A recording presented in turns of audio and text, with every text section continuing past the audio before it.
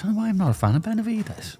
I am. I think he's got good boxing IQ. He's got a thing. He's got the pressure. I don't know whether Yarde technically is good enough to land his big shots on Benavidez. I think Benavidez is a different league to him, technically. If Yarde loses now, the Yarde-Bawati fight doesn't interest me anymore. Yarde's best punch is the left hook, isn't it?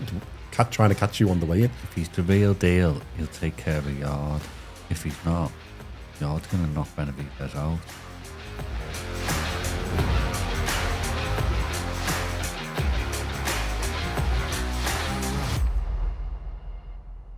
Welcome back to BoxCast. In this episode, we're going to look at the upcoming Ring 4 event, the Night of the Champions, taking place on the 22nd of November 2025 in Riyadh, Saudi Arabia, in the ABN Arena.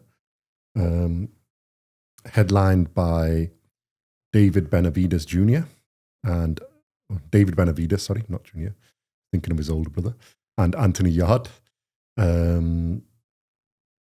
WBC World Light Heavyweight and WBA World Light Heavyweight titles on the line. Let's start with a tale of the tape. David Benavidez has a record of 30 wins, 0 losses and 0 draws, 30 fights in total, 24 wins by KO. He's age 28. His height is 6'1", 185 centimeters, and he's got a 76-inch reach, 193 centimeters.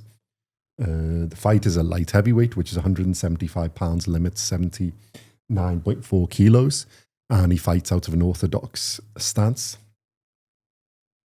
Anthony Yarde has a record of 27 wins, 3 losses, 0 draws, 30 fights in total as well. He's also got 24 wins by KO. He's age 34. His height is 6 foot tall, 183 centimeters, and he's got a reach of 72 inches, 183 centimeters, and he fights out of an orthodox stance. Simon, light heavyweight fight. Yeah. I think Benavidez against the real sort of light heavyweight, a big light heavyweight, big strong light heavyweight in Anthony Yarde. And Anthony Yarde, there is some talk that he's got a padded record, but Who, Anthony Yarde? Yeah. I'd say Ben. But I'm not so sure that's the case, because obviously everybody when they start has, you've got your fights to build up, but he has got quite a few decent names. He's been sort of like that world level contention thing around there. And his 3 losses aren't, to people who are that bad. So there's Sergey Kovalev, which he started off well in, and then I think Kovalev's worked him out and then ground him down slowly, but, He's the same with all of his fights. Yeah. Lyndon Arthur, but Lyndon Arthur, can box, and it was a split decision, wasn't it? Yeah, and then he avenged that. And he's avenged that in his last fight. And then obviously against the Artur Beterbiev, which again he did well in. So he's a good boxer. But he has fallen short just on those levels. So Lyndon Arthur, if we take that out, because that's 1-1. So really it's Beterbiev and Kovalev, but both of them are top elite boxers. So yeah, I don't think it is that bad. I think he's got a good record. He's dangerous. He's got power. He's got strength. Weaknesses, I think he does gas out a little bit and get tired. So even though he's got the physicality, I think he's strong at the beginning, and then after to the latter rounds, he does go down a bit.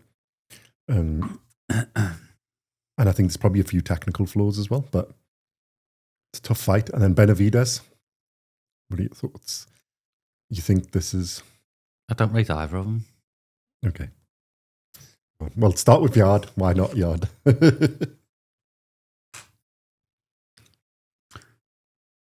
Yarde's MO and what people hype him up for are his defeat. So he did well in his defeat. He got beat. Well, I think you've said that before, isn't it? Other than that, what's he done? Well, he has won 27 fights, 24 of them by KO. How old is he? 34. Not good enough. Should be. He's too inactive for me. I think the problem with him is he's around like that world class level, but he hasn't quite got that he's little around bit the likes of Callum Smith, Yeah. Boazzi, all right, Lyndon Arthur. He should. Well, I think Lyndon Arthur's getting to the end, isn't it? But he's always been that level. He should have been fighting Boazzi, Callum Smith 2 years ago. I don't know whose fault that is, but well, I think they've taken some of the bigger fights, isn't it? Because he's gone up against, he's had like when he stepped up, so he has built up and got to the point where he's fighting him. But then Kovalev's beaten him. Then he got to rebuild again, and then he had against Lyndon Arthur. His rebuild fights have been bore-fest. And then he's beaten Lyndon. Actually, he's beaten Lyndon Arthur. It's 2-1, isn't it, to him? He's beaten Lyndon Arthur twice, I think. Hasn't he? Yeah. So he avenged that, and then he's had the fight against Artur. But his fight against them has been quite good. So he might be one of those that needs better preparation. I mean, yeah, if I'm going on this, I think Benavidez has got too much for him. But, I mean, Benavidez is known as the Monstro, whatever it is, the monster, the Mexican monster. Although I think he's taken the Mexican out because he's like half Ecuadorian and half Mexican. So I think it's just El Monstro or whatever it is, which he was at super middleweight. But yeah, my point was, do you think he is that light heavyweight? 2 fights at light heavyweight now? 3, I think, has he had?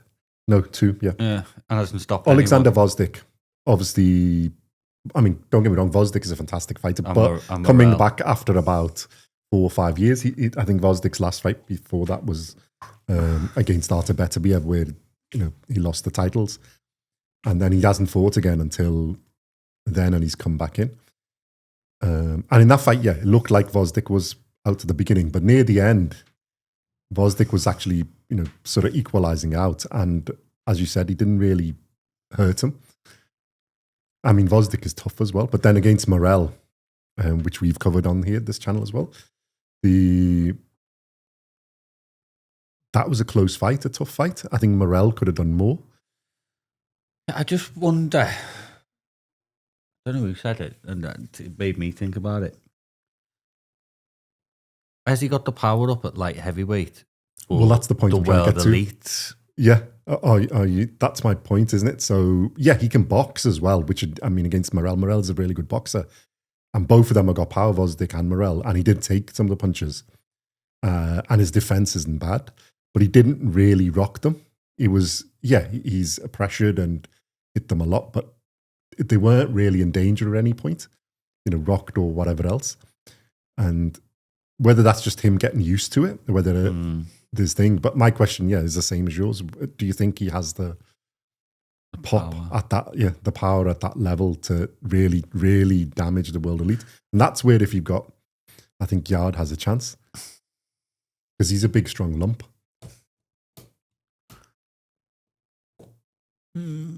I don't know whether Yarde technically is good enough to land his big shots on Benavidez. Well, the thing is, he's a counter-puncher, isn't he, Yarde? So he's waiting for somebody to come in. I don't think technically he is... I think Benavidez is in a different league to him, technically.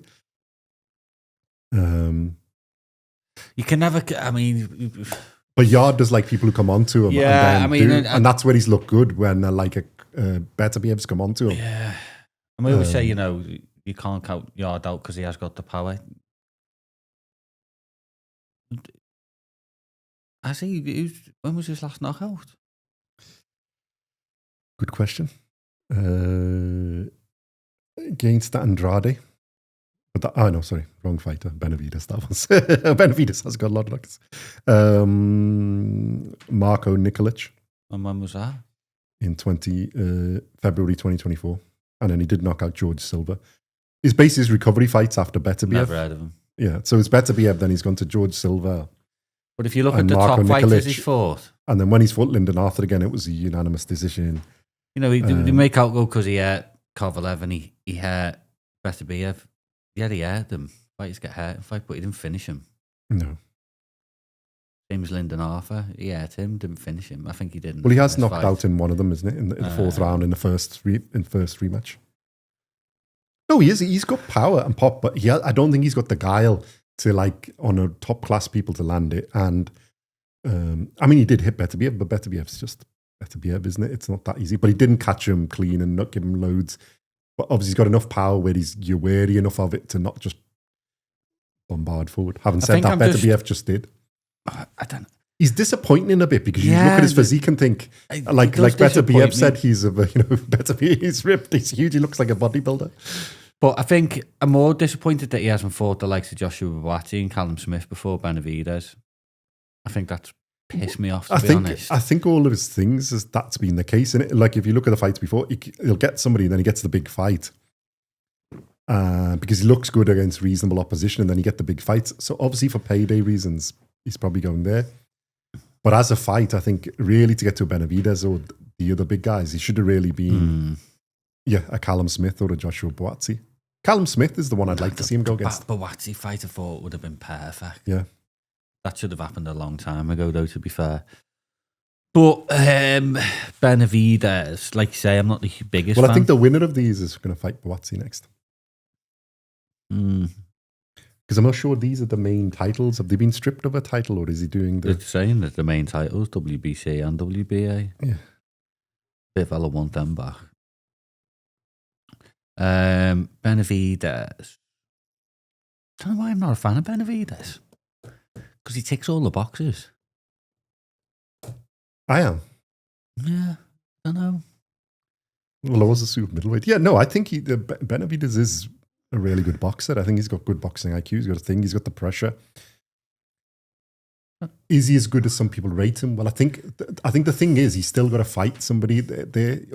Obviously we all wanted a Canelo fight, but then he's gone up in weight and Canelo's now got the situation. I think realistically he's too big for going back down to 168 now. I don't think he was that comfortable there. And I don't think Crawford is going to go up. I think Crawford's now looking at 160. I think he's funnily called out Janibek. That would be one hell of a fight, but that's for another time. I mean, I'll be dead on. I haven't watched much of Benavidez, to be fair. Well, it's his work rate and speed, isn't it? Its hand speed is really good. I thought his hand speed wasn't that good when I have watched him, weirdly. Well, it is, but it goes in bits and pieces because he has that, like, he fires flurries of punches. It's a Sunday. Let me see if I can say that correctly. In, like, batches. He's not boring, just one punch jab things. He can fight on the inside. He can fight a bit further. He's a pressure fighter. So, I think he's... And to be honest, I thought he'd have a tougher fight against Morel, and then he did do well. So even that, like, you can see the boxing IQ there, because obviously Morel is technically... when you look at a boxer, I look at Benavidez and think he's beatable him.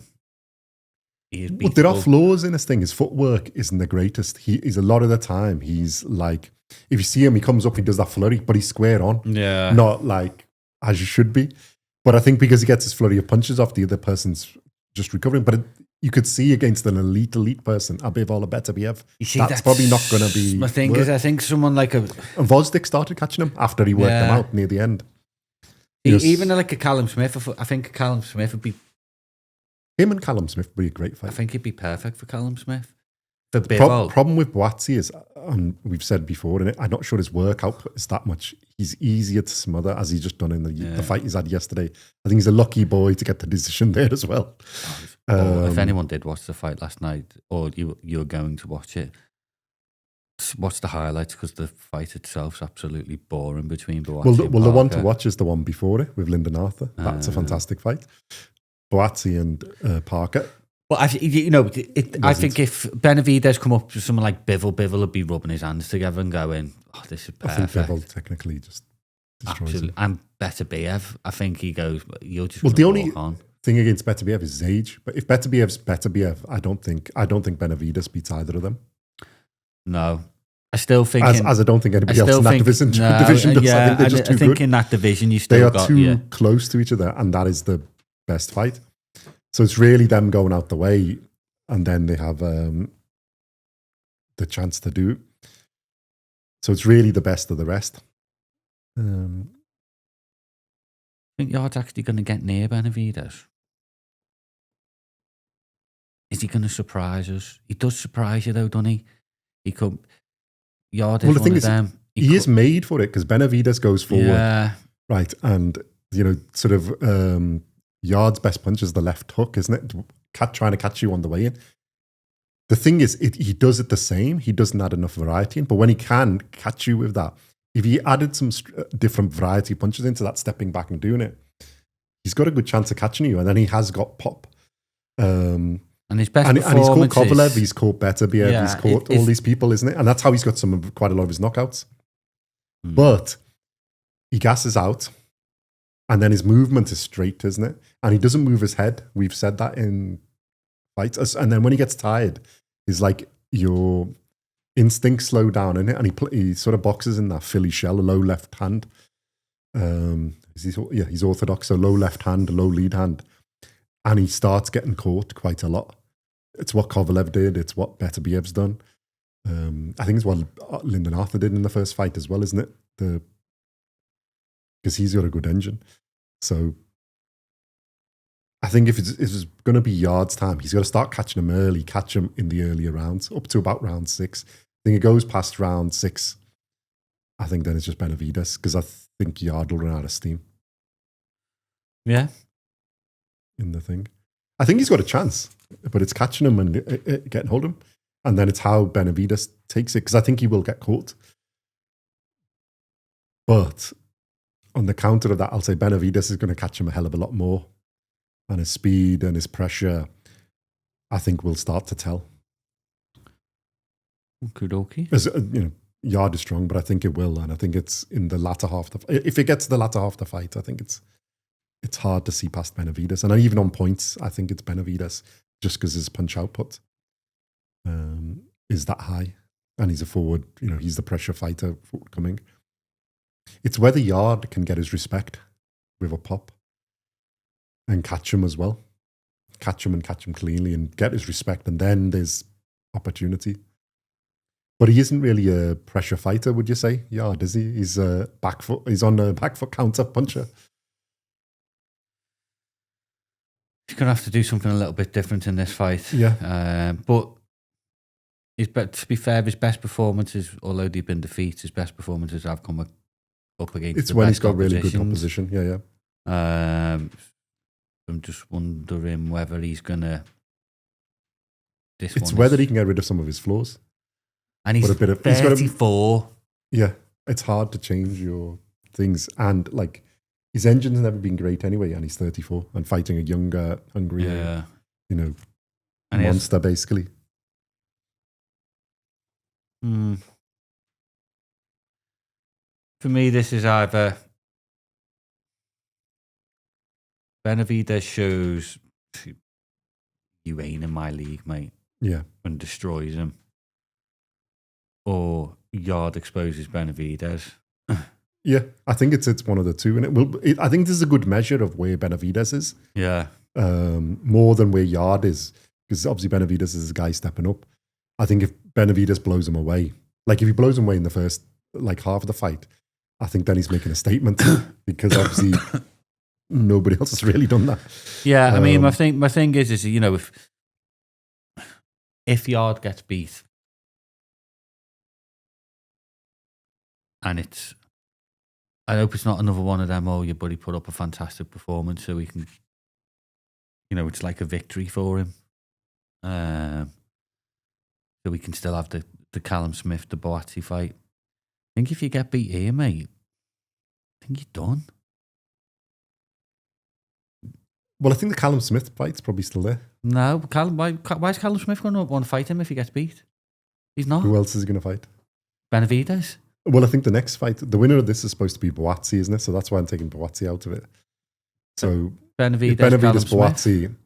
I think Callum Smith just waits for the winner, isn't it? I don't think there's much point of Callum Smith. There's not much point from Callum Smith's point of view to fight Yarde, other than you will get a decent payday. I don't even think you get a decent payday anymore. It's not if Yarde beats him, if Yarde loses. Yeah, but he's going to have one of those, he fought well. He did well. It's for me, I think it's Callum Smith. I could see Benavidez blowing him away as well. Got no interest in, With Boatti, it was different. Boatti was undefeated. Even Callum Smith, Boatti too. Yeah, that has more. That has more. I'd rather watch that than the Yarde versus Callum Smith. And I say, if Yarde loses now, the Yarde Boatti fight doesn't interest me anymore. where it's always interested me. Well, I think if Yarde loses, is basically he's not, that's out of world title contention then, isn't it? Because I don't think who are you going to have in that list of people that, you don't really, you're way down the pecking order then, isn't it? Who's he going to fight with? Jack Parker? Yeah. I think then you're up to that level, isn't it? Or you go another fight with Lyndon Arthur? Well, Lyndon Arthur probably deserves that. Well, he's European champion now, isn't he? So there's a belt on the line there.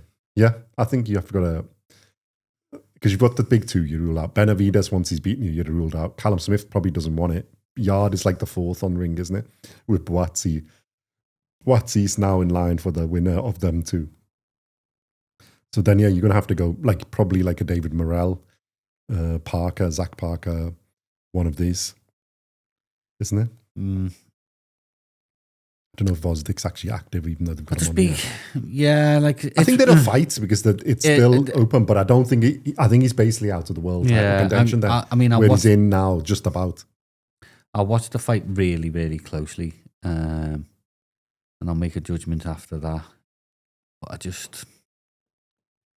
just something about Anthony Yarde that. Well, I think the thing you look at it is he's got all the tools, the physicality, everything else to be there, but he sort of disappoints on that highest level. And then it's like you go thinking, he'll be okay again. And then you get in the fight and it does exactly the same thing. Well, against the normal level boxers, obviously he can win. He's got those bits. But when he step up, like he is here, I think then there's... Yeah, I mean... his flaws get a bit highlighted. His thing is that his engine. Yeah. And if you know that, you work on it. Mm. But he doesn't seem to work on it. Because it's the same thing all the time, his engine.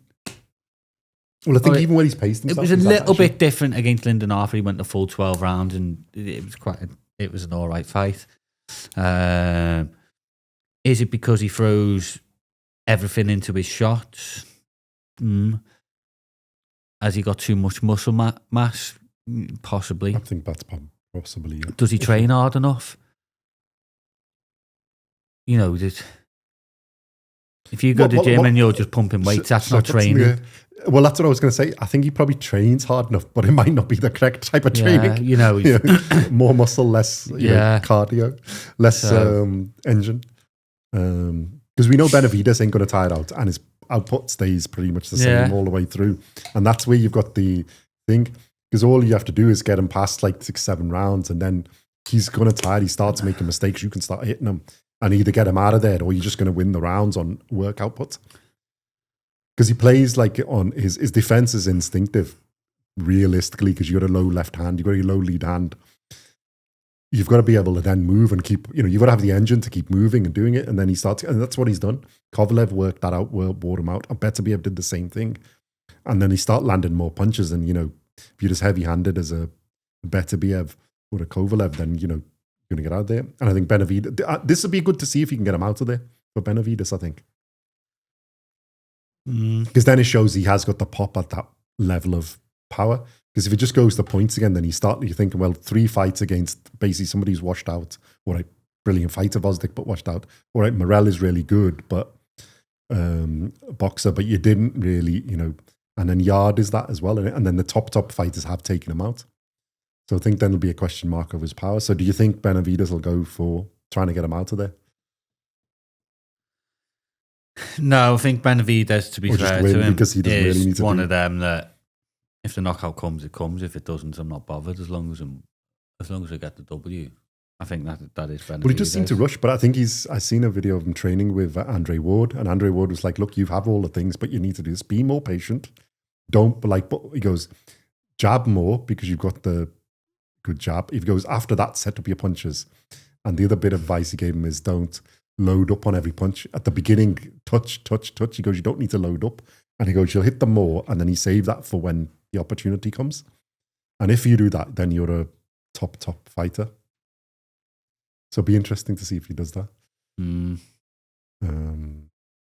maybe that is what he's done a little bit in the light heavyweights. Instead of just going out to blow out people, he's gone for... I think Vosdik he was trying. But I think against Morrell, it was a more disciplined performance. Because obviously Morrell is a good fighter. Yeah, it's a tough one. I'm looking forward to it, though. I really am. Well, I'm looking for the whole event, innit? This is really good. I'm not sure this is the best fight on the card, over, and we're going to get to them. But let's go. What do we do now? Odds, isn't it? Let me see what the odds are. I'm interested to see. Benavidez is definitely like 2-1 favourite. No. Go on, have a guess. Yarde is 6-1. Close.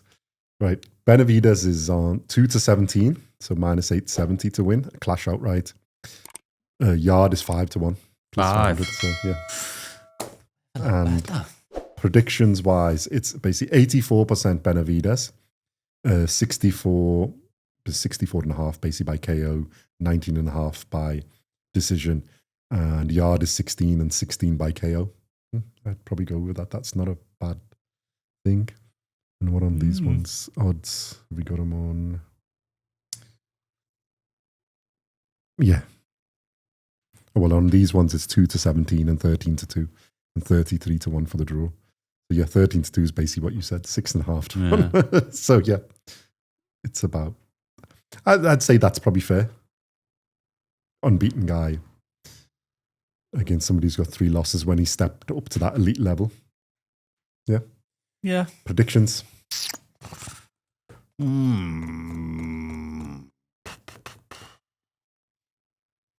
Is Benavidez the real deal? I think that's the measure of this fight, isn't it? If he's the real deal, he'll take care of Yarde. If he's not, Yarde's going to knock Benavidez out. Is there going to be a shock?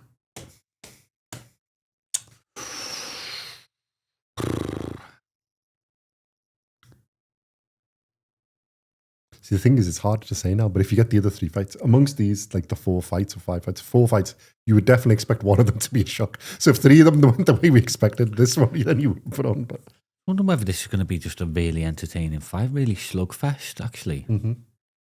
Maybe boxing goes out the window. You can see that happening. Yeah. It may be Yarde's best chance. Do we go for a Yarde KO? Or do we go sensible? I've made a bold, crazy prediction. Oh, I'm going to predict Benavidez. Yeah, you haven't done one of your crazy ones for a while. There's a few options in this one to do it.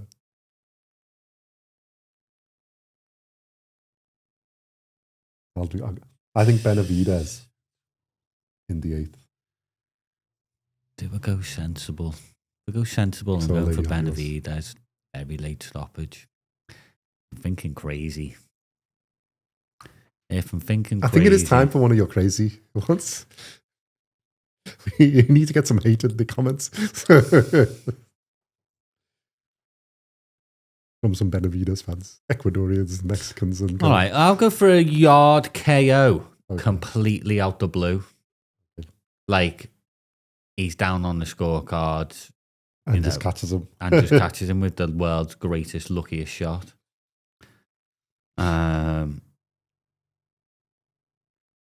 When? 4th. I'm going to go to 4th. Yeah, that's when I'd say. I think it would be where Benavidez just starts to get on top, gets on him, and he just catches him. If something. Yeah. As Benavidez gets good. But like, say if Benavidez is a real deal, he'll do a number on Yarde. Yeah, I think he really, really will. I think he's going to be disciplined because obviously he'll be conscious of the power. Yeah. And that's why I said the 8th. But then I think once he turns it on, I think he's going to get him there fairly quickly. He'll want to make a statement, I think. And I think that is a statement. If you can get him done in about 8th, 9th by then, I think that's a statement. Hey, look, and if you get some before that, I think it's a proper statement. There's two titles on the line here, the WBC, WBA. Well, I think the WBA one is the second level one. So it's like the Super World is the main one. But the WBC is the world title. So it's a big thing. And then you're basically next in line to fight Bivol, isn't it? So it's a big challenge for that, whoever's going to be on the title. So there's a big fight after this. So yeah, I think it's a good incentive for both. So I think if it's like you said, basically, if Yarde's ever going to do it, you need to do it here. This is the one where you need to step up and get it done. I just think I think that 84 and 16%, I think that's about the chances. I think Yarde's chance is about 16%. I think Benavidez is 84 because he has more of all the bits and pieces. So yeah, in the comments, let us know, your thoughts about Simon's pick prediction for Yarde. What you think? Any Benavidez fans? Any Yarde fans? What do you think is going to happen in this? Oh, there's loads of Benavidez fans. They love it. Yeah, that's well. I don't rate him. You hate in the comments. So come on, make me like him. So yeah, let us know your thoughts, and the usual like and subscribe as well. And we're gonna move on to the next fight on this. We'll move on to the next fight is between. They've got a funny order here, isn't it?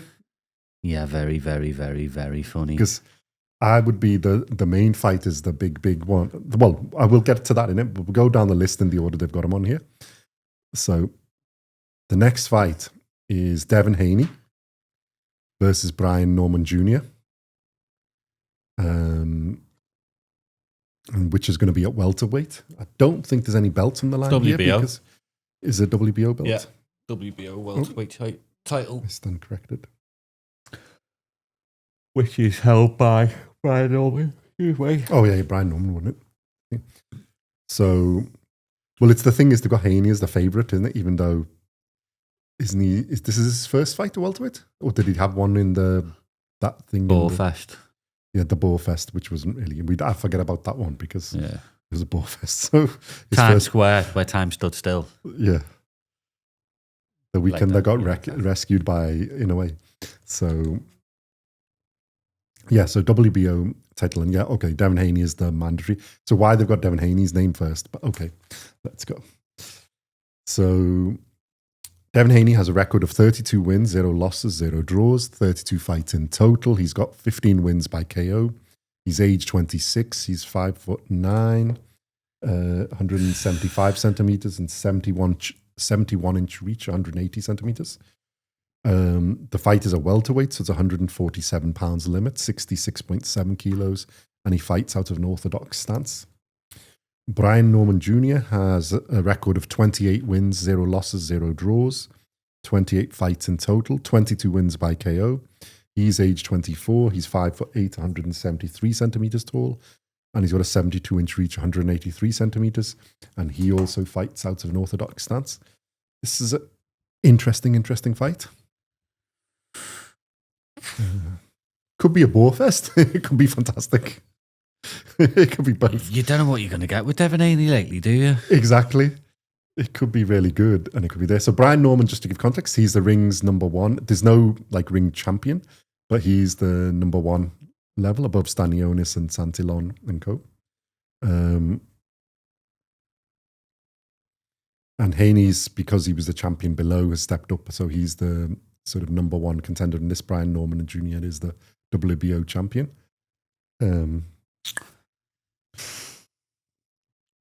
So now that Ennis has stepped out of this division, you've got quite an interesting division because you've got Mario Barrios, who's the WBC, Rolando Romero, WBA, Lewis Crocker, who's the IBF, and Brian Norman Jr., who's the WBO. And I think most people, Brian Norman Jr. is the highest rated out of most of those. Rolando Romero might have something to say about that, but yeah. I was the biggest Devin Haney fan. Yeah, we've had you on this. We've had that on some of our videos. His performance against Ryan Garcia, it's a hard one, that, isn't it? Because there was so much controversy and crap around the fight that it's hard to judge by him. Yeah. Other than he showed a lot of heart because he kept getting back up. But his last fight at Times Square was, quite honestly, I'd have rather glossed me skirting boards than watch that again. You'd rather done anything. That was so boring. It was ridiculous. Ridiculous. The thing is this, I don't think the fight against Ryan Garcia did him any damage because, other than however you count it, he got beat. It's fair enough. But his performance was still keep getting up, keep going, and everything was, it's worthy of respect. I think the last one was just ridiculous. Do you seem to? It's like, but all of them are rubbish in that. Yeah, but then Teofimo performed well, but it was still a boring fight. But then Devin Haney went a bit nuts as well, didn't he? Yeah. Kind of like got the Ryan Garcia disease and went a bit Yeah, crazy. he might have spent a bit too much time with him. It's a bit... And he's such a young lad, 26 years of age. Well, the thing is, I think he's a really good boxer, but I don't really like his and his dad's attitude. No.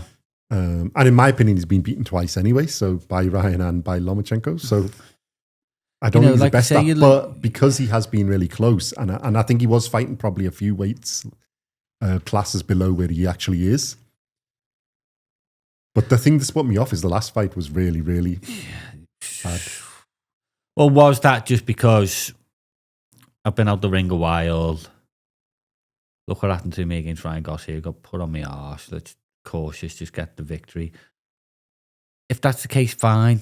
But don't come out with your big gob. I'm going to knock you out, blah, blah, blah. If you're not exactly a knockout artist. You're not. You're a boxer. Then that's fine. Yeah, there's nothing wrong with you. You're a very skilled boxer. No, nothing wrong with that. Just say, I'll box your head off. I'll win every single round, clearly. Can he do that against Brian Norman Jr.? Because Brian Norman Jr. is a hell of a boxer. Yeah.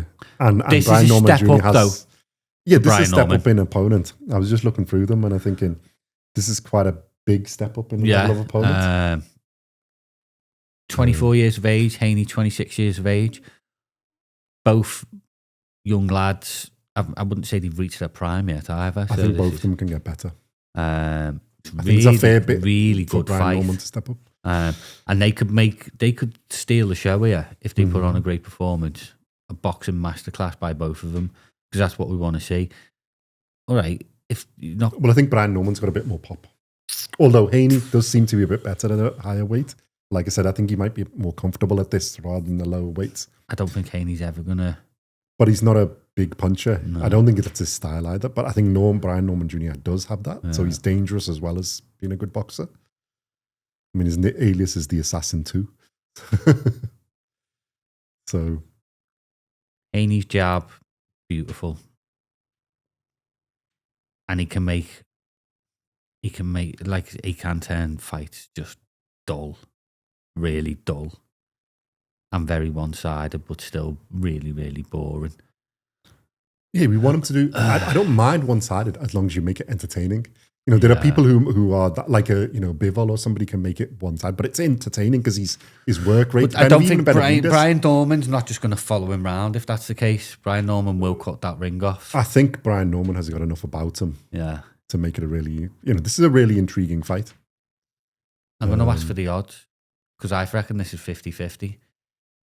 Go on. Carry on speaking about the fight. I'll find them. I was going to speak about it later. 50-50 fight. I think maybe. Because I was going to do what do we think is going to happen before we get to the odds? You're not that far off, just let's say, on the odds. I just think... we do them. Yeah, it's quite... I'm split down the middle I think this is a 50-50 fight. I think if Brian Norman Jr. had some more names on there, I would be higher. Because I think he's got both the boxing and the pop. Yeah. I think Haney is going to be more reliant on the boxing, and we have yet to see that amount of pop. And I think Brian Norman is tough. He hasn't got that one punch stopping. Yeah, but you know what Haney hasn't got? Killer instinct. Yeah. He hasn't got... Even when he has, he just keeps going at the same... Yeah. It's like stick to the game plan and going rather than there is nothing wrong with that. But I just think... But I think he has got the survival instinct, which he showed against Ryan Garcia. Yeah, he has. And that's something that he did show. Yeah. And let's not forget, Garcia is super quick as well. Yeah, and Garcia has got a lot of pop, and he's super quick-handed. And when he's on it, he is a fantastic boxer. But Devin Haney, this is a... And you got to get it saying that, Devin Haney did do well in that fight as well. The problem is, I think he's up against like a slightly younger version of himself, but with pop in Brian Norman Jr. So it's like somebody who's got equal level of boxing skill, but more power, more pop. If it's going to be is this going to be just a proper chess match, but an entertaining one?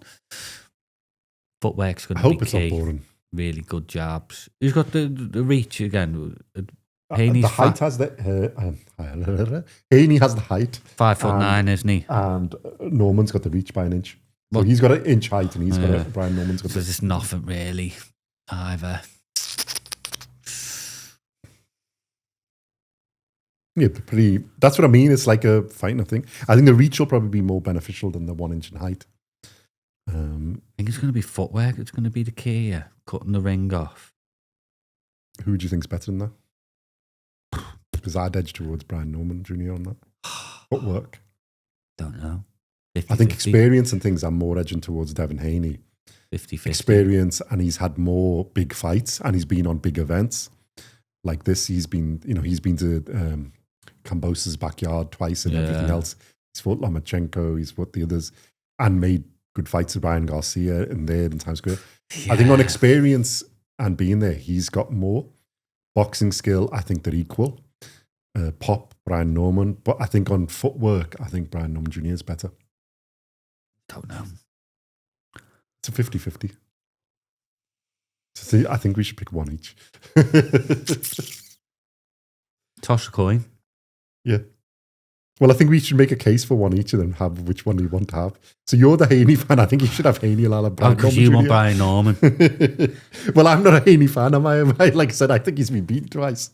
I mean, I like watching him, but apart from the last fight, I think he's been. I really enjoyed his fights against Kambosos, but because the way it was there, and I think there he was really, you know really what? good. And that's what I'm going to do. I'm going to go off as I think you need to take the last fight out of it and say that was just recovery from Garcia, and it was a weird location and a weird event, and all of them nobody was that good, so it wasn't just him.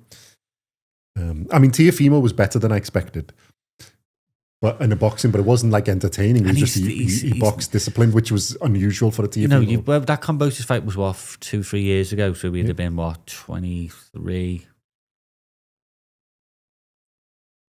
Kambosos was 2022, isn't it? So approximately, you're right, 3 years ago. No, so he's a bit more mature. You get man strength, don't you? I know that sounds weird, but you do. Well, I think that it's also he's gone up in weight, which is I think helped him a little bit.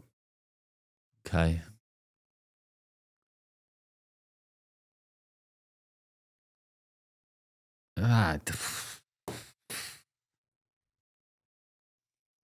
Go make the case for Haney and then pick what you think. Haney, for me, and I'll make my case for boxing wise. I think Haney is superb. Mm-hmm.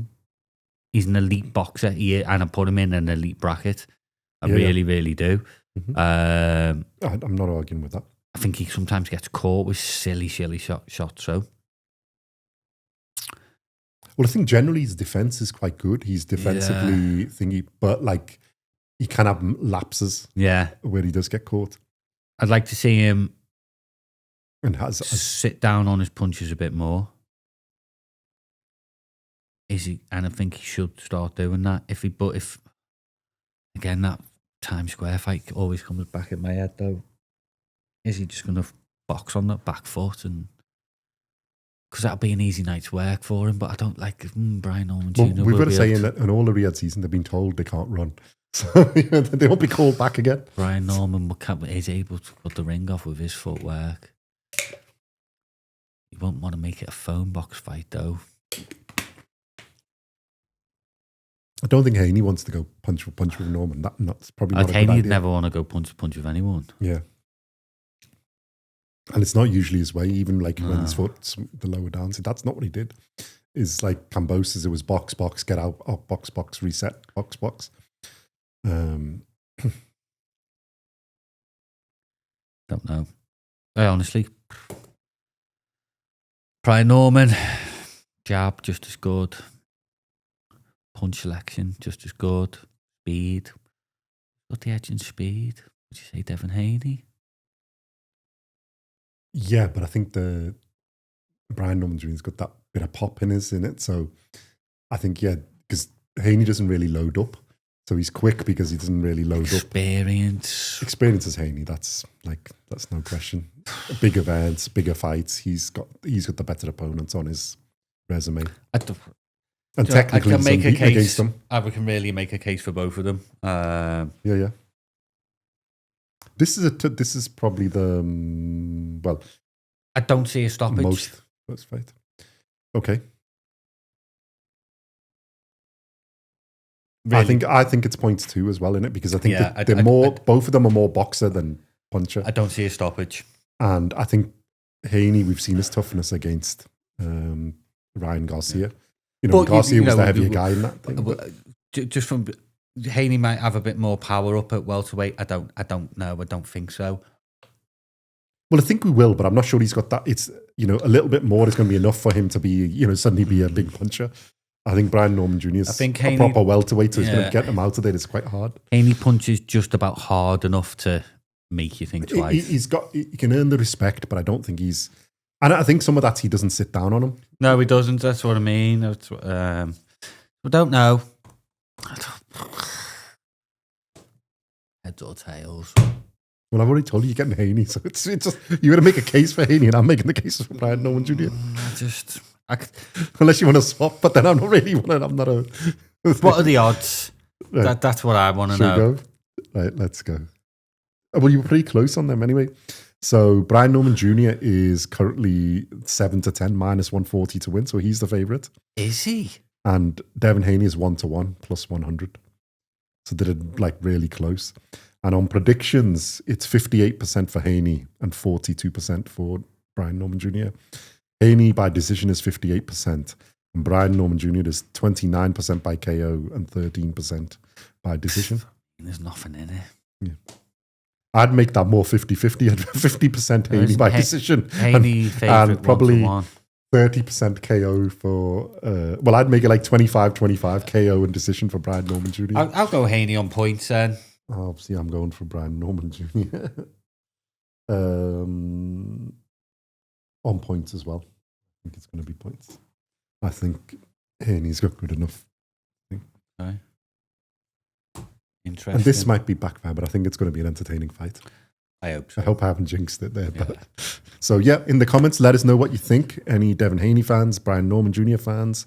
This is a really, really close fight, so it'll be interesting to hear your views and what you think the outcome will be. And like and subscribe to what we're saying, or let us know what we're talking rubbish, whatever you would like to do. That would be good. And the next fight on the list is between... This is for the vacant WBO World Lightweight Championship. Yeah. Is that the one on Miner's left? Tank left or check? Let's see who's the belt holders in this lightweight.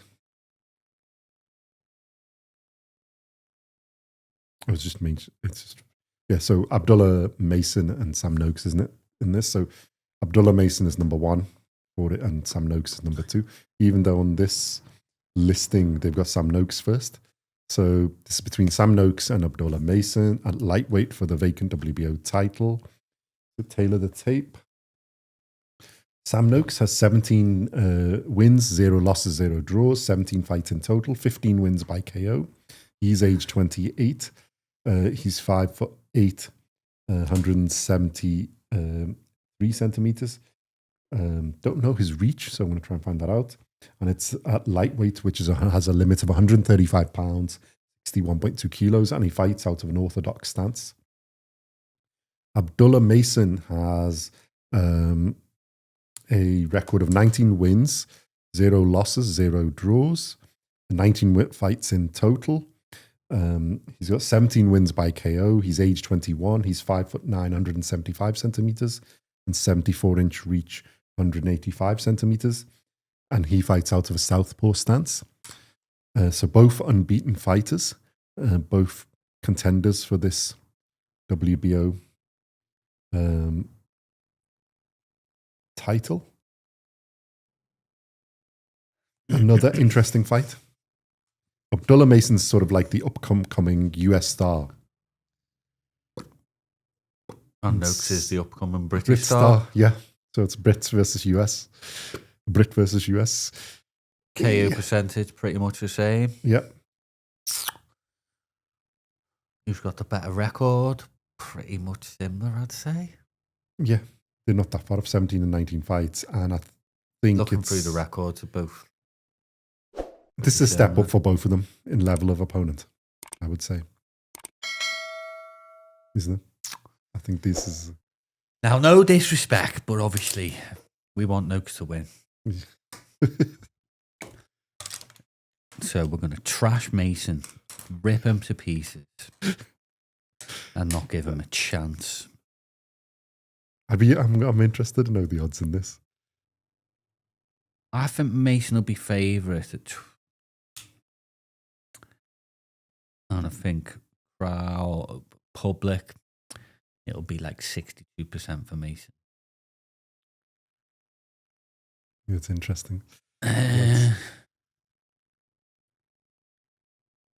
Mr. Noakes.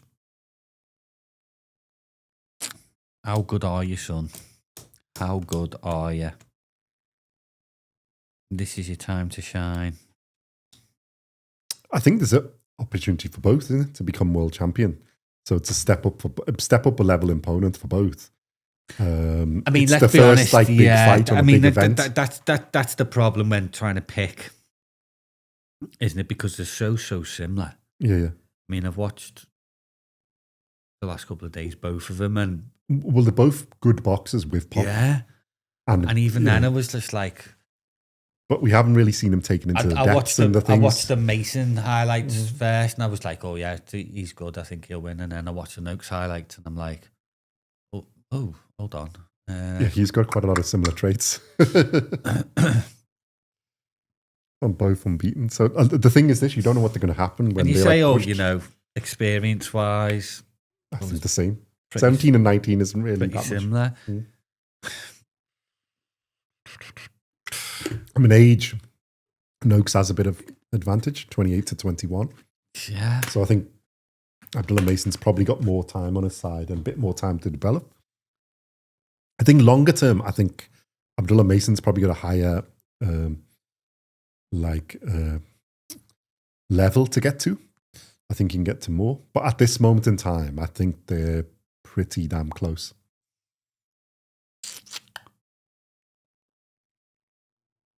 Although I think on a world level, I think Abdullah Mason's probably got the bit more hype behind him because of his age and because of his, and he's a US fighter, isn't he? Which they usually have a bit more than British ones. Not always the case, but yeah, I think in this it is. And, you know, Abdullah Mason's been sort of cited as being the potential face of, you know, US boxing. As he now.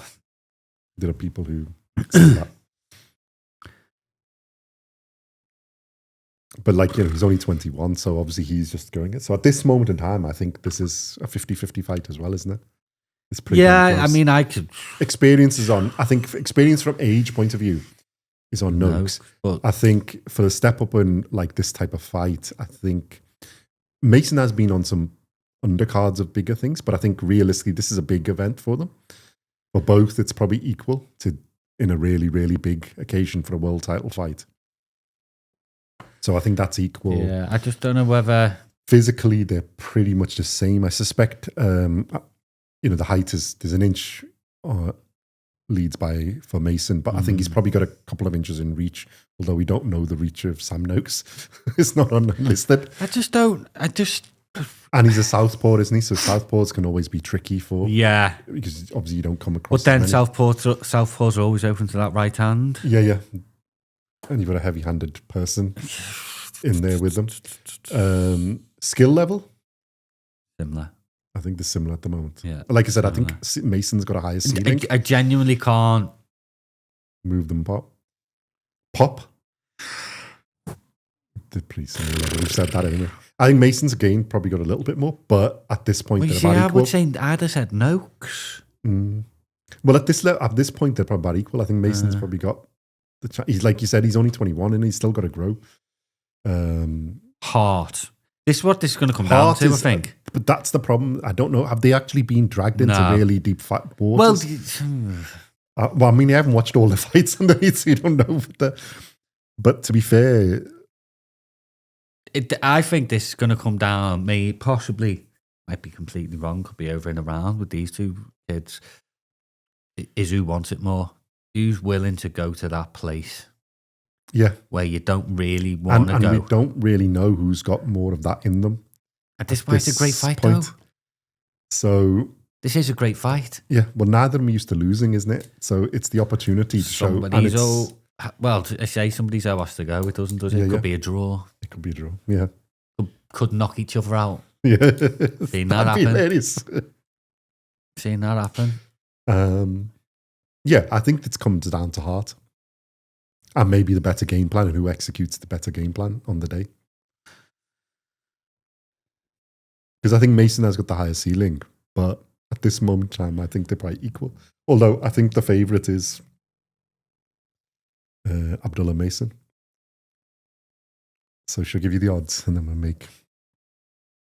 So Abdullah Mason is 1-4, minus 400 to win outright. And Sam Noakes is 29-10, so plus 290. And on the predictions, it's 13% for Noakes. 13? Yeah, which is quite low. I think a lot of the people who probably make these are US based. Sam Noakes is, what is it by? Yes, Sam Noakes is, so it's basically like 9% by KO, 4% by decision. And then it's 80, near enough 82.5% for Mason, with 56.5% by decision and 26 by KO. I mean, right. And then 4.5 for the draw. If we're being serious, Mason is, like you say, this up and coming America's next star. Yeah. That's what he's sort of, being pitched at. And he is, like I said, he's 21 years of age. Yeah. Already got really, he hasn't fought the best opposition, but at 21 years of age, you won't know how to, but he's took care of everything. He's got a world title shot now. His opposition has got better and better, and he's took care of them really, really well. Mm-hmm. He's a southpaw. He's fast. Mm-hmm. He's powerful. He's got really good footwork. He's got all the ingredients to be there. He's got everything. Just experience. He really, really has got everything. Yeah. This could be a really good fight for him for experience. Oh, it's a step up in opponent. And I get the feeling he is a step above Noakes. Yeah. I really, my only concern was, is he a step above Noakes now? I think if they were the same age, I think Mason is. No, I think he is. But yeah. I think Noakes is going to at times outman him. Yeah.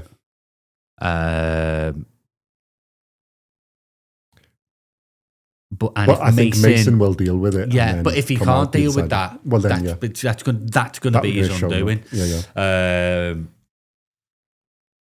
I think it's just going to be that bit of the age and experience on Noakes' side is the bit that gives him a bit of an advantage. But I think Mason's got that youthful exuberance on his side, and he has got and I think he's got a little bit of edge in everything and skills and everything. I know. We said that it's more closer for. I sounded like I was all for Noakes there, but realistically, I want Noakes to win. I do, but Mason is a hell of a boxer.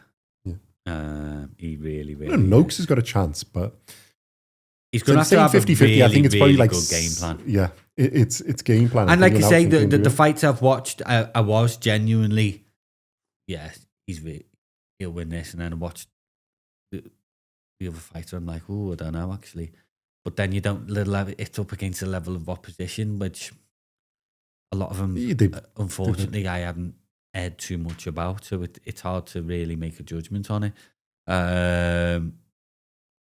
This is a big step up in opponent level for both. Yeah, but then it should be. It's a world title fight, so. We both know that the Americans like to pad the records. Yeah.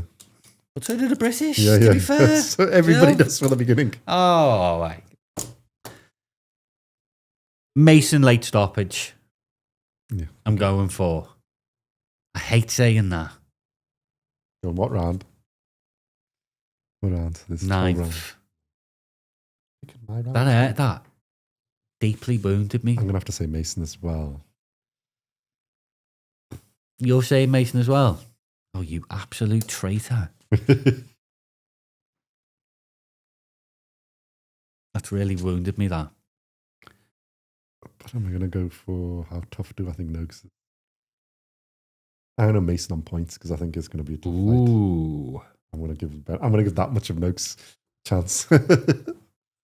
Yeah, no, I think it's going to be close, and then I think Mason will just, once he's worked them out, will just pull away a bit on the few rounds. So I think both of them are going to leave it in the ring, though. Well, that's why I think I'm giving it 2 points. I don't think he's going to get him out of there because I think they are pretty close. I think it's probably 60-40 in favor of Mason. Okay. Because I think he's just got that little bit of skills and everything. But I think Noakes has got a big chance Noakes has got the 40 because of experience, age, that little bit of wiliness. And like you said, I think the more he's a man, Mason's still growing into it. So I think points. And I think to about 6 or 7, it's going to be close. And then Mason will start to pull away as his slightly superior skills. And I think then his boxing will just help him pull away. And a little bit of the reach advantage and thing, you'll have worked him out. But I think it's going to be a good fight, this one. I'm looking forward to it. So yeah, let us know your thoughts. Sam Noakes fans, Abdullah Mason fans. What do you think of this? Do you think it's more like the odds that we read out or what we're saying? And what do you think the outcome is going to be? And then next fight, and this is probably the best fight on the thing. It probably should be the headline act, is Jesse Bam Rodriguez versus Fernando Martinez, which is it's for the Ring Junior Bantamweight Championship, the WBC Super Flyweight Championship, the IBF World Junior Bantamweight Championship, the WBA World Super Flyweight Championship, and the WBO World Junior Bantamweight Championship. Is it undisputed one? Is it unified? I thought it was for unified, undisputed. I can't really figure it out. But let me check who's the champions. Let me just scroll because we're going to go to super flyweight. Super flyweight. Right. Bam is the ring champion, so Martinez is the number 1 contender for that. Okay. Bam is WBO. Yeah, because the IBF is actually held by Willibaldo Garcia. And then the WBC is held by Bam and the WBA by Fernando Martinez. So it's the IBF title on the. Or maybe it is. No, they're taking it off the other person. I've got it. I didn't know the IBF belt was on the line. Yeah, I've got it written for the WBC, WBA, IBF, and WBO. So I've got it for all. Undisputed. And if it is, I'm sorry, but it should be headlining this bill. Yeah. But hey ho, away we go. Let's talk about the fight. But we've been saying for a while there should be unifications in these things. So let's not talk about the fight. Let's get to the politics. Right. Get rid of the politics. Not shout and scream about it. So yeah. Unified or undisputed. If you know, let us know in the comments. From this listing, it looks like it's an undisputed fight, super flyweight fight of the number 1 and the number 2 by ring, and probably most people's the top 2 guys in the division. Oh yeah, let me do the tail of the tape first, isn't it? Bam. So Jesse Bam Rodriguez has 22 wins, 0 losses, 0 draws, 22 fights in total. 15 wins by KO. He's age 25. He's 5'4", 163 centimeters in height, with a 67-inch, 170 centimeter reach. This fight's at super flyweight, which has a limit of 115 pounds, 52.2 kilos, and he fights out of a southpaw stance. Fernando Daniel Martinez has 18 wins, 0 losses, 0 draws, 18 fights in total, 9 wins by KO. He's age 34. He's 5'2", 157 centimeters, and he's got a 64-inch reach, 163 centimeters, and he fights out of an orthodox stance. So we've got American versus Argentinian. Both unbeaten, younger guy versus older guy. Tough fighter, Martinez. But I think we've always said Bam is special. But I think this is another tough fight. What are your thoughts?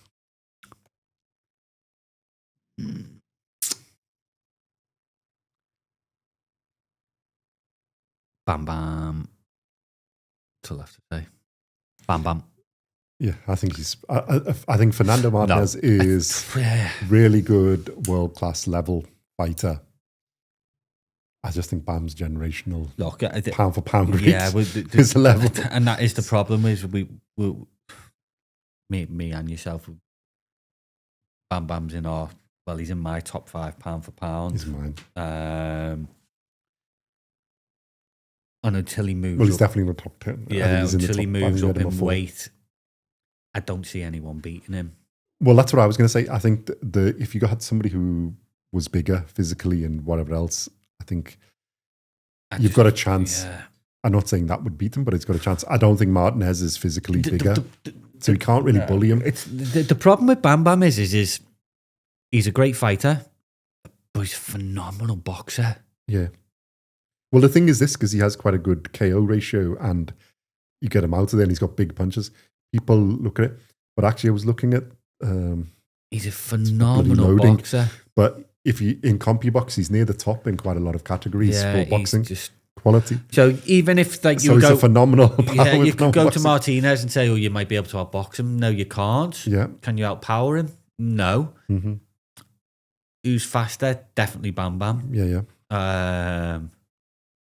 Heart. That you could have with both. Yeah. I think Martinez is Argentinian. Bam. Yeah. Experience of bigger fights. The one criticism I could possibly say of Bam is he might take his eye off the ball ever so slightly, gets a little bit too comfortable. But I think in here, because it's going to be a tough... Yeah, that's nitpicking. Yeah. You're looking for flaws with it, aren't you? Martinez, like I say... No, I think this is a tough fight. If Bam was just a KO specialist, you could go, right... Then Martinez has got a chance with his boxing and heart. Bam's boxing is beautiful. That double jab and that right hook he throws. He's got everything, isn't it? Just, he's bloody phenomenal. And he's shown it. So I just can't... I mean, his last fight, that's what he did. It was just he was just beautiful. He makes fights entertaining. Yeah. He really, really does. And he's not scared to take a shot either. No, he's got a good chin. He really isn't scared. It was against Sonny Edwards. Was it Sonny Edwards? He was a phenomenal boxer. Super intelligent. And he just made him look ordinary. I think, to be honest, he demoralised a bit. That was just, wow. Yeah. That's when I thought, because in that fight, for me, that was, before that, to be fair, I was a bit like, Bam's just a knockout artist. Sonny Edwards got a real good chance here. His last few fights. But Bam's boxing was just, wow. Well, he's against Cafu. He was there boxing. Some of the boxing's absolutely fantastic. I think in the last few fights he has shown a bit. So I just don't Even though he's got knockouts, there was a lot of boxing there. I just don't see anything other than a Bam win. And I think the bookies will see that. I reckon Martinez is going to be 6-1. And I reckon the percentages are 98% for Bam. I think maybe Martinez's uncle's gone on there and given him a you're not that far off. We do, when we do these podcasts, we like to make a case for both fighters. Unfortunately, sometimes you can't. And when you come against... I think the chance for Martinez is if Bam takes his eye off the ball. Yeah, I just can't see anything. Or they come up with some super duper game plan. That doesn't mean it's going to be an easy fight. No, I think it's a tough fight. It's going to be a tough fight. We're making out it's going to be an easy fight. It's not. Bam's going to have to work really, really hard.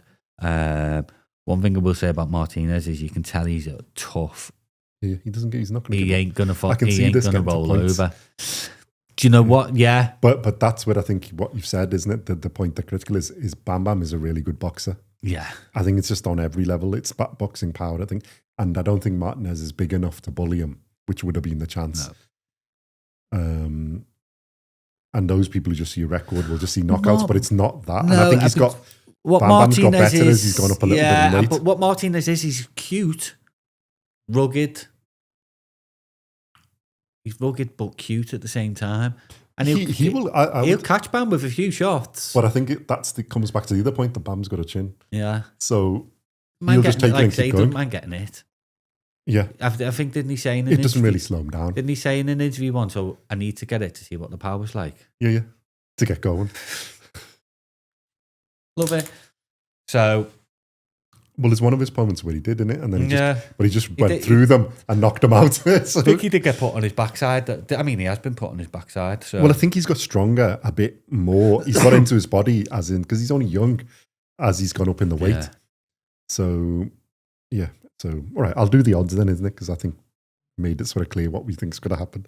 Oh. We need some Martinez fans to get in the comments and let us know their thoughts. Bam is 1 to 10 minus 1,000 to win the bout outright. Sorry. And it's 5 to 1 plus 500 for Fernando Martinez. So, yeah. Right. I got something right. Yeah, you've been quite good on the odds guessing. And it's 95.5% for Bam Bam to win and 4.5 for Martinez to win. Martinez is won by decision and Bam Bam is 68% by KO. That's quite high. And 27 by, or a bit more than 27 by decision. And yeah, Martinez is by decision. And on the other one, what have we got? I made up Bam's getting a chance to fight for more belts. And for Martinez as well, for both of them to become... Well, if it's undisputed it is I think it is the best fight on the thing. So whichever, it's good, and I'm glad they're fighting each other. I'm not happy it's so low down on the card. I think this is a headline show on its own. Well, there might be people who don't watch it, and you really should be watching this because this is potentially the best fight the whole lot. It could be the highest skill level, even allowing for Benavidez. This could be the highest skill level between the two because Martinez is a hell of a fighter as well. Like I say, for me, I will have a little bit of a go at boxing politics here. This is a headline show for this card. Yeah. It really, really Well, I is. think we've said in the people, you need to watch some of these low weight down boxers. They are fantastic. But who have they fought is this common nonsense. These give you some of the best fights of the whole lot. And he's in that, there's him, Nakatani, and Inoue who are in that elite group of three. Because tell you what, Bam wins this, he could move up in weight, and then we've got some serious fights coming up. Oh, well, I think he does. If he wins this and it's undisputed, I think then he's done and he's going to go up. And he's 25. Yeah. He's got the build and power. He's got 10 years. He's got another 10 years left in the sport. Yeah. And he's superb. And he's a cool guy as well, Bam. Oh, well, he's really nice to watch. He's a role model, so cool to watch his interviews as well. So, yeah, go on. Decision time. Stoppage. Or maybe even the corner might pull him out. Marty. I think the corner might pull Martinez out. I think, because it's hard. He might have to be a retirement type of thing. But it's going to be a good fight. It really is. It's not going to be as one-sided as we're making out. I don't think it's a one-sided contest. I think there's one winner, the clear winner, but it's going to be tough to get there. Both of them are going to be on the game and he'll have to be fully on his game, but he's just that little bit better. So basically that means Bam's going to knock him out in 30 seconds. Yeah, probably. We're that wrong all the time. No, I think it is. This is going to be a hell of a fight, this, because it's for everything. Shall I go first? I'm going to have Bam on points. Bam on points. I'll go Bam, or later, like technical TKO or something, stoppage. I'll agree with you. You're gonna have a late stoppage then. What how many rounds? Late 12? Stoppage, corner pull him out. 10th, I'll give you that. Unless Howard Foster's in there, and we just get stopped at the first blows on him. Stops it for some bizarre reason. Give me the 10th. I'll give you 10 till 12. Late stoppage. Yeah, I could see late stoppage or a thing because I think all of these fights. I'm looking forward to this one. This is going to be well entertaining. Yeah, it's a headline act, and you're getting it like fourth down the list or something. Although I think on the night they might move it up a bit now. That if it's undisputed at that weight, and then you've got two fighters at that level, just love this unbeaten fight. And brilliant. Yeah, I mean, I love watching Bam anyway because, like you said, even if it's one-sided, he's just so entertaining to watch. I think we called for this fight last year, didn't we? Yeah. But I think Martin has a defense and Bam was going to get unified then. So I think it was before that. But that's one of the fights we said, and it is possibly the best fight in the division. And the two that we thought would get there for being undisputed. And I tell you what, don't be surprised if this is a really, really good close fight. And a rematch. Yeah. Yeah, I could see that. Because the one thing you can't count out is them bloody RGs, can you? It's hard. Well, he's been in tough woods, and then he's got out of it, and he just keeps going. And there's one of the fights, but I think he's got knocked down or whatever in it, and then he's got up, and he's just out punched the guy, like just not giving up at all. And it was a tough fight. Bam, we've seen more. It's like he just seems to get it and adjusts, and everything is just technically and physically. He's just. But what I find Bam really good at is he can go through the gears, back down the gears, then back through the gears. So you don't know. Well, he's got that like a Crawford, or in a way, I think they can adjust on the fly. It's just so they change a bit, and then they can do like the real, the Usyks and Co's, the greats, the real deal, the proper elite of the elite, and I put Bam up there. Yeah. So don't let me down, Bam. Our record don't make me look stupid now. We'll be like, Martinez wins in like 2 rounds. Oh, but I mean, great if he does, because then you've got to be a fantastic fighter to get to this that. Fight to do that excites me more than all the others. Yeah. I'm with you on it. I'm more excited about this. I mean, to be fair, it's a good card. It is a great card. It's just the wrong way round for me.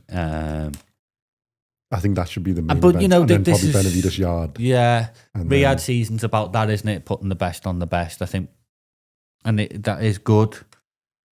But I think sometimes you could have Benavidez Yarde, Bam Martinez, and then a lower.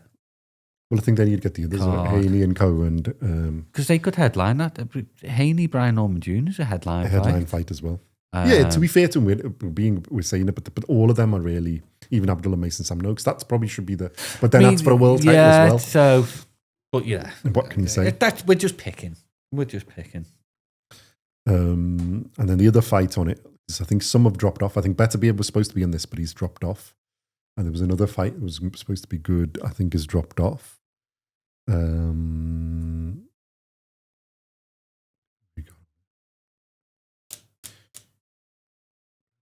We've got that one. Yeah, Benavidez was supposed to fight Dion Nicholson, wasn't he? Yeah. Which has dropped off. And so there's Milnicki and Moma. Having fun saying those. Milnicki Jr., sorry, and Mona at middleweight. I don't really know that much about these two guys. It's 21-1 and 0 and 21. We will watch it. So we'll watch and learn, and let us know if you know anything about those two. Although middleweight seems to be warming up a bit now. Yeah, unfortunately, we haven't got the time to watch every single. You can't watch every single person as much as we love the boxing. Well, I'll watch this with interest, but because it's on paper 2 close fights again, another sort of close fight, 50-50. Let me just see what their odds are. Well, that's what Riyadh season's all about. Yeah, see, you don't have the odds on because they're the same, but they don't know who's fought. And and predictions. I mean, it is only 2 predictions, 50-50 exactly. There we go. So that's his mum and dad, or his dad and uncle, and his dad and uncle, or whatever it is, so mum and dad. So I mean, on paper, this is in Riyadh, isn't it? This is in Riyadh, so it's not going to be a late one either. So watch, enjoy. Unfortunately, it's still on the pay-per-view. Although I thought they would get rid of pay-per-view. If it's on pay-per-view, seriously, I mean, finish watching the footy and go and watch Bam. If you've never watched him before. Especially against Martinez. Don't just really wait for the main event. I'd watch all the fights on this. If you go to the pub and you're on the dodgy sticks. I don't know what he's talking about there. Must be some sort of drink you can get at the pub. Yeah, it's called the drinking game, the dodgy stick drinking game. Watch the likes of Bam and Martinez, Noakes, Mason, because I think them 2 fights could be the fights of the night, and well, I think they're you'll be in for a treat watching them too. Honestly, if you haven't seen them before, all of them, Bam and Martinez are fantastic, and I think Noakes. It is, and this, to be fair, this card is a pay-per-view event, and I mean it's worth the value because if it's a few pounds per fight. Seriously, but Brian Norman Jr., if you haven't seen him, presumably you've seen Devin Haney, but he's worth watching. And obviously Yarde and Benavidez. Well, Benavidez and Yarde, Honestly, watch the whole event because it's... it's because sometimes pay-per-views... Because we want more of these things, and if we watch them, we can help it out. So that's what you get then, isn't it? I say I was moaning before about, these are all headline acts, but what's great about this as a pay-per-view is... You're getting value for your money. You know... We hope. Pay-per-views 10 years ago, you could set your alarm clock for 4 o'clock in the morning because you didn't mind missing the undercard because 9 times out of 10 it was a load of crap. Yeah. these you really don't. Well, I think we said about Wardley Park, and as good as that was, but you're paying for like probably the same as what this is, and there was only one fight to watch. The main one. You could have missed the rest, and it wouldn't have missed anything. But yeah, don't miss any fight on this. Although Boatsy Parker, it was the Lyndon Arthur and Rhea fight was the one worth, but that was just normal anyway. It wasn't pay per view. So yeah, it's worth watching. It's on DAZN, pay per view in the UK and US, and yeah, it's on Saudi Arabia, so it should be a decent time for UK viewers at least. Fight of the night. Bam Bam Martinez. Fighter of the night. Fighter of the night. Oh no, fight of the night. Bam Bam Martinez. Fighter of the night. That's difficult because he's obviously going to say Bam Bam, isn't it? But I think really should have somebody like but we expect him to win. So it's somebody I think who does something we don't expect. So I think if Yarde wins, then him. But I think Brian Norman Jr. is going to be the one because that's a good shout. I like it. I like it. Yeah. Interesting. So I think the fight is going to be Bam Bam and Martinez. But I think, if Yarde pulls it off, or Brian Norman Jr. does, then I think they... Performance of Norman Jr. Interesting. Because Noakes and Abdullah Mason can be either anyway. You're not that surprised if either wins. I mean, you'd be a bit surprised if Noakes wins, but he has age on his side. So let us know in the comments what you think. What you think will be the fight of the night, who you think is going to win the fight, who you think will be the fighter of the night, what you think about predictions and the odds, etc. And... we shall see you in the next one. Enjoy the fights. There's a lot of good boxing coming up, so watch them all. And thank you for watching and listening.